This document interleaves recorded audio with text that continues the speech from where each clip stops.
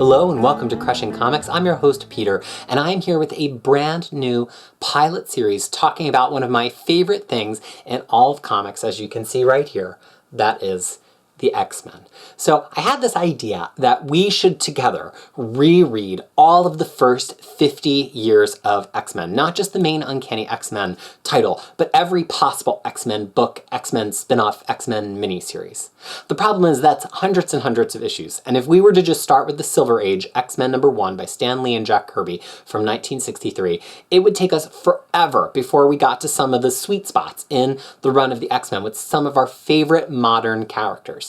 And that didn't seem like it was going to be a great plan, and plus other people have done that very, very well. So I tried to think, what could we do that was a little bit different, and I was inspired by the Epic collections from Marvel. So this Epic collection happens to be volume 19, even though it was the 4th or 5th Epic collection in the X-Men series, because they jump around. They just put out whatever's convenient to put out, whatever they think goes well in a book. Sometimes we get early volumes, sometimes we get middle volumes. And that's how Marvel has been collecting the Epic collections. So I thought, well, what if we just do an Epic reread in that same manner and just jump around? That way you can drop in whenever you want, and over time we'll start amassing videos that cover a whole series, although it'll be scattershot in how it's filled in. So we're actually starting today with material that is in this Epic collection, and that is X-Men 1 through 3 from 1991. That was the final arc with Chris Claremont writing the X-Men, and towards the end of Jim Lee's time on the title. It was also X-Men 1, the highest selling comic book in the modern era. So I actually came to comic books at the last issue of this, X-Men 3. I picked it up off of a spinner rack in a mall bookstore, and I saw that cover, and it had the same amount of women as men on it, and I always was really attracted to fictional worlds that had representation of strong female characters. And so I had never heard of the X-Men before. I knew like Spider-Man and Captain America, but if you've only experienced this modern world of comic books in terms of cartoons and films and toys, you don't really know what it was like in the 1980s. DC had a ton of representation because they had the Super Friends cartoon, and they had the Superpowers toys, and I knew all of those DC characters. But Marvel really didn't have a main cartoon other than Spider-Man and his amazing friends, and the toys were all the Secret Wars toys from 1985, which I had, but at this point we were 6 years after that. I didn't know who any X-Men was other than Wolverine, and I thought he was kind of one of the lamer toys. So I had no knowledge of the X-Men, and this X-Men 1 through 3, part of the genius of these 3 issues, in my opinion, is that they don't rely on you having any X-Men knowledge at all, and yet they are incredibly rewarding to somebody who does have a lot of X-Men knowledge. So it starts off with this reassembled team, and it's so many characters that even I, knowing them all very intimately, can hardly keep track of them as they are battling against each other in a Danger Room sequence. And this is the kind of sequence that's a great gift, and it's something that was really common in comics back in the day. Now I don't feel like we get these scenes as much, which was that it was introductions. It assumed that the reader might not know anything about any of these characters, and so it introduces them each with the use of their power and somebody yelling out their name. And actually this happens twofold over these 3 issues. You'll note that not only do we get the initial introductions of them in the Danger Room, but we also get like a key moment with each of these characters as the issues progress. Everybody gets one little featured spot, and Claremont usually uses it to really explain how their power works. Even through the 3rd issue, Iceman and Colossus get these spots when they're breaking into Asteroid M. And so over the course of the 3 issues, you've been reintroduced to this new core of X-Men. Why is it a new core? Well, these issues come off of Uncanny X-Men, a period that I think of as X-Men disassembled, the same way we say Avengers disassembled about when Brian Bendis came onto the Avengers in the 2000s. So Chris Claremont had been disassembling this team since around issue 246, 247, which is when Jim Lee came onto it. And for a lot of those issues, there was no X-Men team at all. They were just mutants flung to the winds. And there was no core group of them. We got a little splash of a Wolverine story, a little peek at what was going on Muir Island, but they weren't together. And then X-Factor had the original 5 X-Men. And at the end of this period, they're all brought together in the Muir Island saga, which mushes all the teams up. X-Factor turns into the the classic Peter David X-Factor lineup led by Polaris, Havoc, and Madrox the Multiple Man, and all of the kind of primary X-Men characters that all came from Chris Claremont's run. Pretty much everybody who had been a major X-Men over the course of Chris Claremont's run, with the exception of Havoc and Polaris, and also of Dazzler and Longshot, pretty much get wrapped back into the fold here in these issues. Before we talk a lot more about the plot, I think we should talk about the art. So Jim Lee is in his Marvel heyday here. It is a year before he strikes out on his own to launch Wildcats with his Wildstorm imprint at Image. And this book, I mean, it is drawn way, way beyond anything I can remember from the period. And there were better artists, maybe artists that weren't as showy and as, you know, not every man had to be as hugely muscular. I always kind of get a chuckle when Magneto is like so big. I don't think his Magneto is this like big muscular dude, but Lee drew him that way. But the thing that's really impressive here is Lee debuts new costumes for the entire team. Wolverine is kind of in his tan and brown costume that we know, and Colossus's costume is not too different, although for me, I have trouble ever telling the difference in Colossus's costume. It tends to always look pretty samey to me, but pretty much everybody else gets a new costume here, and they are not just the typical kind of bland golden blue X-Men costumes that we saw in Uncanny 275. Cyclops has his iconic costume. Actually, I have it right here. His iconic blue and straps costume. And then Rogue, who had kind of been bumbling around with a lot of different torn up looks, gets this costume. These are recent Marvel Legends of X-Men. So everybody gets new ones. Jean gets her famous shoulder pads costume. I don't have that Marvel Legends because it was like limited and it's hundreds of dollars. But I've got the ones that were cheap. So Jim Lee, it's an amazing act of creation, and not one of them is a miss. And to this day, these are the costumes that people expect to see the X-Men. I'm just going to gesticulate with these characters the entire time now. Let me put them down. These are the costumes that you expect to see the X-Men in to this day. Why? Because these were the costumes that were picked up for the X-Men animated series. So these are what got imprinted on all of our brains, were these Jim Lee designs. And it just blows my mind that he like sat down and designed these. I'm sure he did it over some amount of time, but they're just amazing. And some of them, like that Cyclops one, are so iconic, and especially because it's asymmetrical. I think it's like really eye-catching. So often superhero costumes are very symmetrical. You know, Spider-Man's webs, the Superman S-centered Batman, Wonder Woman, maybe they have one symbol on them that's not symmetrical, but their costumes tend to be very, so you could almost just split it in half and mirror it from side to side. And that Cyclops costume was a specific exception to that. Before we can even get to this epic Danger Room scene, the first issue here actually starts with space. And it's Magneto in space. He's on his asteroid M, and there are two groups of people trying to get there. One of them is trying to get there as refugees, mutant refugees, and another group is chasing them. And I remember when I finally got to read this, because I started with issue 3, I was so confused because the characters seem so fully formed. I'm like, am I supposed to know who they are? What is happening? But these are all new creations for this issue, and Magneto being back on Asteroid M is a development, because we saw him in the Shadowland, the last that we saw him in 274, and in the few appearances he makes after those issues. So this is definitely like a relatively new status quo. And after we cut away to the awesome Danger Room sequence with the full X-Men team, Magneto is interceding on Earth, and he's revisiting really one of his greatest sins, which is the sinking of this Russian nuclear submarine that had been threatening him all the way back in Uncanny X-Men 150. Now, this is not going to be the kind of series where I footnote every single thing that happens in the issues, because I don't necessarily have that depth of knowledge the way that some other people do. I know one really popular one you should definitely check out is Jay and Miles Explain the X-Men, an amazing, amazing podcast and video series, and they're the kind of people who are gonna footnote everything for you. And if that's what you want, you should check them out too. But I am going to definitely point out some things that I know from my read and that are just interesting to know. And part of this is a lot of these 3 issues is Magneto kind of confronting his past sins and other people's past sins, not necessarily atoning for them. So we get this reference to Uncanny X-Men 150 where he sinks this nuclear submarine full of soldiers. And it's this moment in classic X-Men where Magneto like really crosses over from being kind of your typical ha ha ha kind of supervillain to being like really evil. We don't usually get to see him killing a lot of people up to that point. But then after that point, he becomes the headmaster of the school and trains the New Mutants. So there's a little bit of this disconnect, and Claremont never really meant to bring Magneto back to villainy. He had always kind of, even after he left the New Mutant School, was this kind of anti-hero on the fringe of the conflict.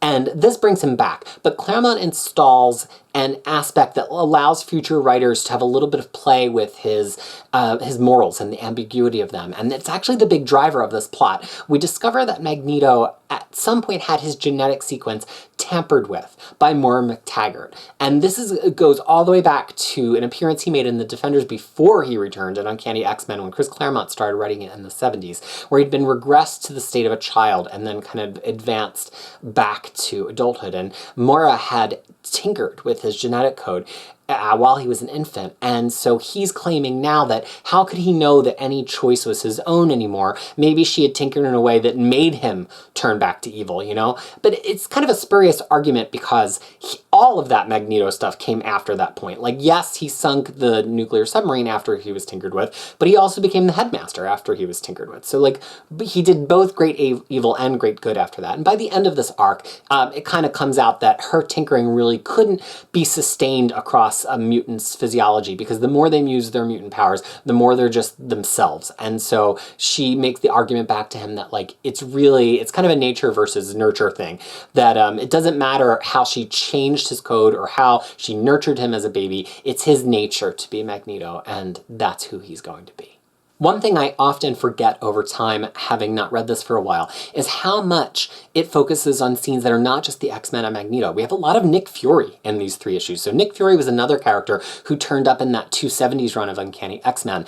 And we have Nick Fury and also the island of Genosha, which was the site of the Extinction Agenda story. And that happened also in the 170s of X-Men. And it was this island where mutants had been kind of a slave class, where they had been kind of brainwashed and just being used as slaves of the upper class, which were all humans on this island. And the X-Men kind of set things right, and the island is now in this sort of heavily militarized state that comes after that. And they're trying to come to terms with the fact that they have this mechanism, this government military complex that's meant to oppress mutants, but now it's meant to preserve their equality. And it's a lot of tension, and Magneto wasn't on the scene for that crossover. And so now we have Magneto coming to Genosha and trying to, like, re-legislate this, when they're saying, like, look, we're not doing that discrimination, we're trying to help people now. And Magneto's like, it's already too late.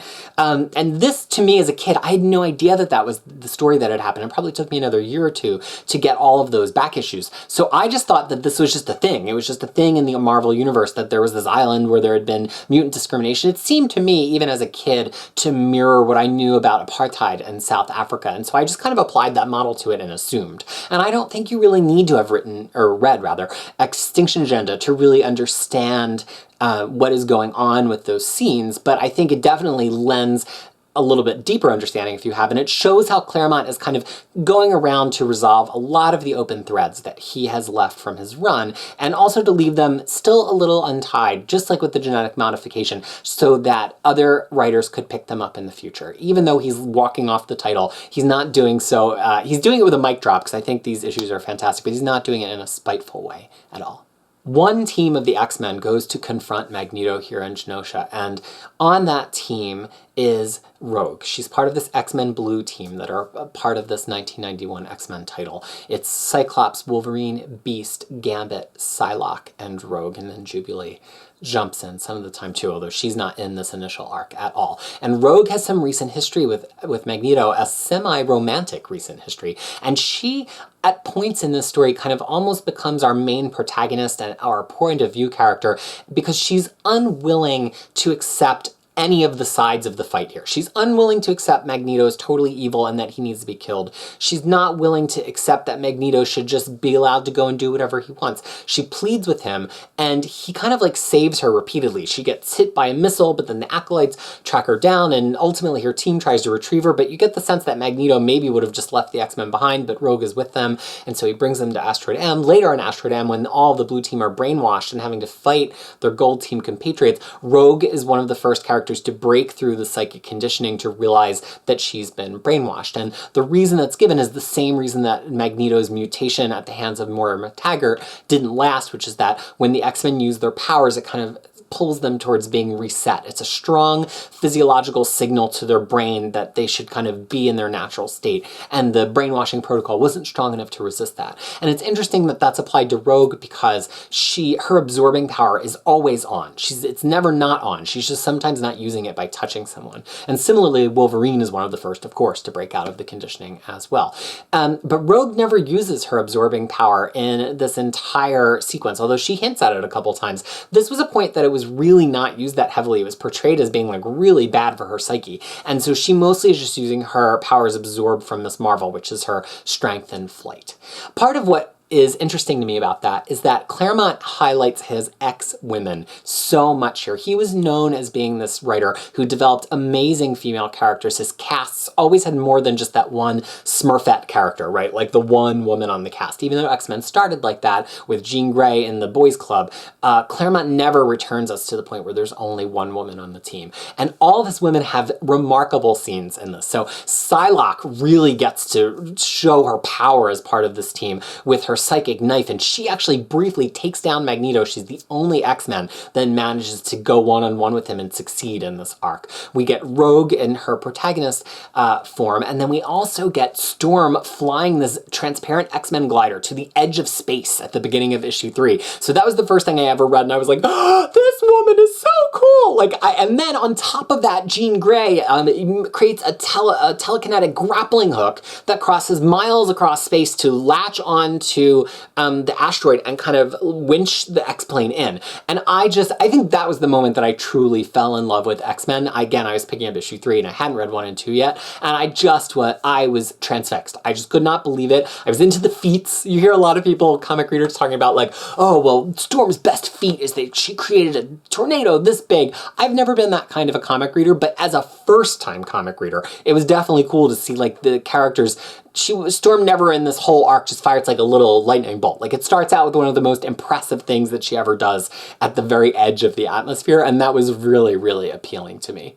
Ultimately, to me, these issues really represent the very best of X-Men and a great jumping on point, because Claremont wrote it that way, but also because this is like it's like the urtext of conflict between the X-Men and Magneto. I love Magneto. He's a character that, because he was usually being written by Claremont, he has a very clear progression, but even pre-Claremont in the Silver Age, he has a very clear progression, and you could have a lot of delight just rereading all of Magneto's appearances in a row. I have a Magneto guide that helps you do that, actually, but I think they should put out a Magneto omnibus that's just like all of his key appearances. It's a great read.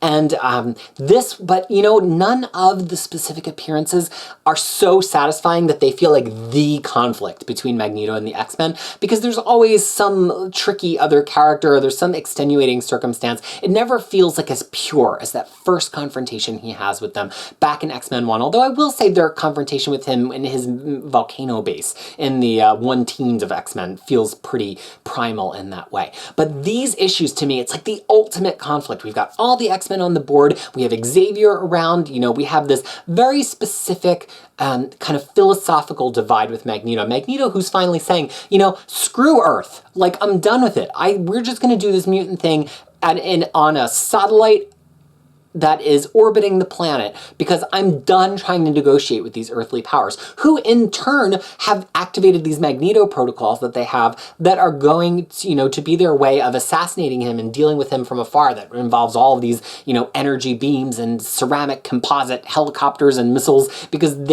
he's really one of the people who can put the most people at risk on Earth, and they have to have a way to deal with him. At one point, he detonates a nuclear weapon over part of Russia, and I've been racking my brain. I can't remember if there's any fallout, fallout from that in future issues, because that's like one of his big aggressions towards the Earth in general, all the way until the Magneto War, Rogue Nation Magneto, whatever it's called, where he causes an EMP blast to take out electronics all around the globe. But that's like dozens and dozens of issues in the future. So to me, if you've ever wanted to read like the X-Men have just a fantastic Magneto throwdown, this is it. You get all the new costumes, all of the major X-Men, and you get this epic throwdown with Magneto, even though it's not really a big fight between them. Ultimately, they kind of everybody gives up at the end, really. They have to, because the asteroid is under fire from this Magneto protocol cannon.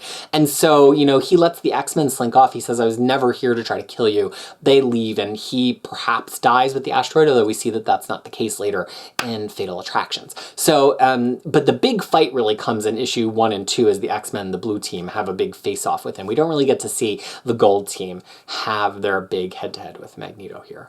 I think in order to wrap up talking about these issues, we have to talk about what they weren't. So Chris Claremont, he had no intention of leaving the X-Men franchise here. He had plotted out at least through Uncanny X-Men 300, and there are plenty of interviews out there where he talks about what his plots were, and there are 2 big threads of them which just don't exist here in the slightest. He basically just left them be. One that was Wolverine was going to die in these stories. In this first 3 issues, he was going to kill off Wolverine, but not really, because he could never die, and he was going to regenerate and ultimately come back bad as a tool of the hand, very similar to the future story from here, Enemy of the State, and he was going to become an X-Men enemy. But then also, the Shadow King was not ultimately defeated in the Muir Island saga, and it's kind of weird because he winds up being off the table for a long time, but the Muir Island saga didn't really feel like a super definitive ending, or at least it wasn't supposed to be. It was kind of like later retinkered to make it that way, because it was really supposed to be a prologue to this ongoing story of this Shadow King saying, like, fine, I'm going to give up this frontal assault on the X-Men, but I'm going to wind my way through all of the human governments and just make the global situation so toxic for mutants that mutants and humans will eventually have to come to blows. And this was all going to come to a head. The Wolverine stuff, the Shadow King stuff in X-Men 300, and Shadow King and Xavier were going to definitively die, and it was going to kind of represent the X-Men being unleashed, outside of school, outside of having Xavier as their leader and mastermind, and it was going to usher in a whole new era of X-Men stories, and we never got that. There's a lot of websites that you can, Google for X-Men abandoned plots, secrets of the X-Men. There's a great Blogspot site that has a lot of this stuff cataloged from multiple different sources. So it's really interesting that these 3 issues they're kind of just out of the blue. They were not what the original plan was, and they're still fascinating, but again, it's Claremont tying things into bows, and also leaving a little bit of string for future writers who are taking over the titles to tackle. And it's an amazing run. He had been writing X-Men at this point for, from the middle of the 70s to 1991. And, it was his time to step away and cede control to Jim Lee, who had increasingly been seen as the driver of the X-Men's popularity and sales by the editorial team, because artists were so big at this point in speculation. But you know what? If you look around to all of the other books that had these hot image artists on them, Liefeld, McFarlane, Valentino, I'm sure I'm going to forget one. I never get through all 6 of them as quickly as I think I'm going to. But if you go around and you look at these other books, I don't know if you could say that any of them had a story as strong as X-Men. They were popular for the art, but X-Men was really something altogether different. And I think the only one of the other titles you can really say that for is maybe Peter David's run of Hulk, which had McFarlane on it at a point, and also Dale Keown, who would go on to create Pitt at Image, although he was not one of the founders. So Claremont leaves the book, and it winds up still being strong under Jim Lee's plotting for a while, and then Jim Lee winds up leaving for Image anyway. So it's kind of like a toss-up. Like, we had this amazing thing, but because Marvel was so focused on how big the sales were and wanting to give more control to these artists who were amazing but pushed the deadlines to the last possible point and wanted to just draw and have their drawings scripted later, they sided against Chris Claremont. Chris Claremont decides to leave, and this epic split in the X-Men happens. Like, what could have been? Would it have been just as amazing, even more of amazing? Like, would this next sequence of 20 issues that got us to X-Men 300 have been, the pinnacle of superhero comics, the way that earlier Claremont had been with things like Dark Phoenix and Days of Future Past? We'll never know. Although Claremont did go back and reuse many of those plot points over time. Those are all the things that I pulled out of my reread of these classic 3 issues. So I want to know in the comments below, what have you noticed as you've been rereading them? Things you forgot about from your first read, things that you're seeing for the first time, things that you fondly remember, things you loved and didn't love. I love to hear from you. This is part of a pilot program. It is an experiment. We're going to do 7 weeks in total of this pilot. This is the first, so we have 6 more to read, and it'll always be shows on Mondays. So please continue to check them out. Although you might be watching this in the far future at a point that there's hundreds of them if these pilots are successful. And that would be really cool too, because then eventually there'll be like a playlist of all of this title of X-Men that you can go through, but it'll be me from all different times and all different haircuts. It'll be like I'm Cable, and I'm traveling through time to recap it at all different times. So I hope it's successful, and I hope that you like it, and I hope that we can continue to work together to make this something really interesting and unique compared to a lot of the other X-Men reads that are happening all around the internet. So I love to hear from you. I love to hear, even if you don't agree with me, even if you think this was crappy, I still love to hear from you. So I hope that you're going to let me know. And thank you so much for being here for this epic X-Men reread. Next week, we are going to read New Mutants 26, 27, and 28. It's the first appearance of Legion. We're going to read them just in time to get ready for the second season of the Legion TV show on FX. The first season is amazing. One of my favorite superhero media properties of all time. So if you haven't watched that, definitely binge it as well to get ready. But we're going to just read these through. We're going to drop right into that New Mutants run and read those 3 issues in the next episode of this epic X-Men reread. Thank you so much for watching this first episode here on Crushing Comics.